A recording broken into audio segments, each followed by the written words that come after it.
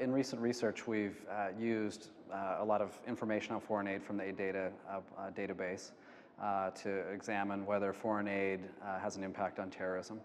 We actually find that foreign aid decreases terrorism under a wide variety of circumstances. The analysis takes place at a global level, but we also have analyzed specific regions, including Africa. And the results are actually the strongest for the continent of Africa, that foreign aid indeed seems to have a very strong and pacifying effect on terrorism.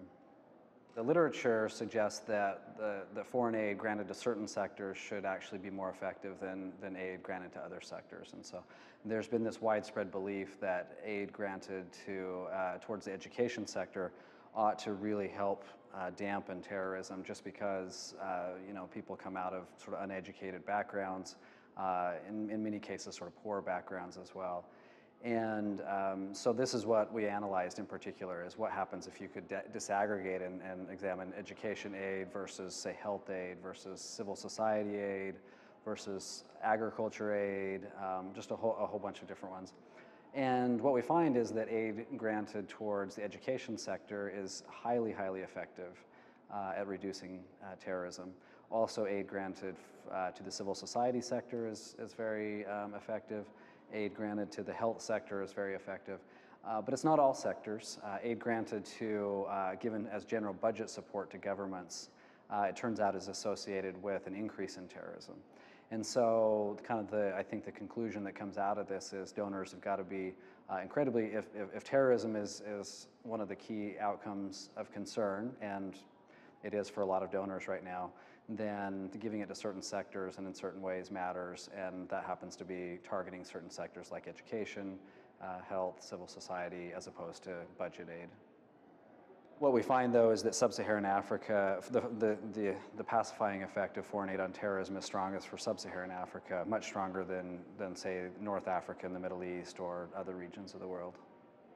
We hypothesized that actually foreign aid, just the absolute levels of foreign aid may not matter all that much. What may be most important is that if there's sort of shocks to the aid flows, severe kind of negative decreases in aid or pretty substantial positive increases in aid, it should be these discrete shocks to the system which should matter in terms of starting civil wars.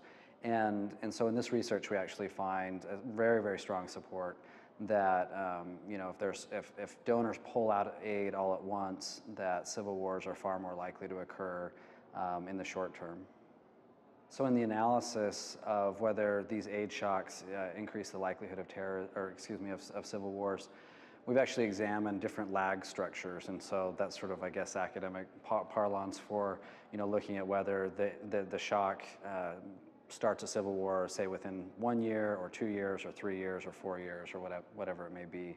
And as it turns out, the speed is associated with, the aid shock is associated with civil wars in the short term, 1 to 2 years, and a lot less so in the long term. We found some limited support for a lagged effect of 4 or 5 years, but really it's 1 to 2 years after the aid shocks is when civil wars are likely to occur, which is what we would probably expect theoretically. We've been using the aid data's updated database, which pretty much doubles the amount of aid information that we have above and beyond what the OECD had provided previously. So there are a lot of accounts of how much aid has been out there, but one of the most cited one suggested that there's about $2.3 trillion in foreign aid that has gone from donors to recipients since about World War II. Aid data actually about doubles that, so there's almost $5 trillion of aid that is captured. And so, when we've done this analysis, we're pretty confident that we have a much larger share of the universe of kind of foreign aid that we're examining. It's not everything, but it's far more than has been out there previously. And so that's informed the analysis that we've worked on thus far. In the last year or two, in conjunction with CCAPs and others, we've begun to disaggregate and code the aid information at a subnational level. And so we're actually getting down to village level, where are aid projects going. And that's led to some initial inquiries into whether aid is having a very localized effect within country, village level, district level, and so forth. But at this stage, we're still in the process of trying to code all that subnational data, but we should be able to learn even more interesting things as we move forward with it. The future here is all about looking at localized aid and localized conflict. And so to the extent that we can continue to get this fine-grained information on aid at, say, village level, that's going to be the most promising thing we could do.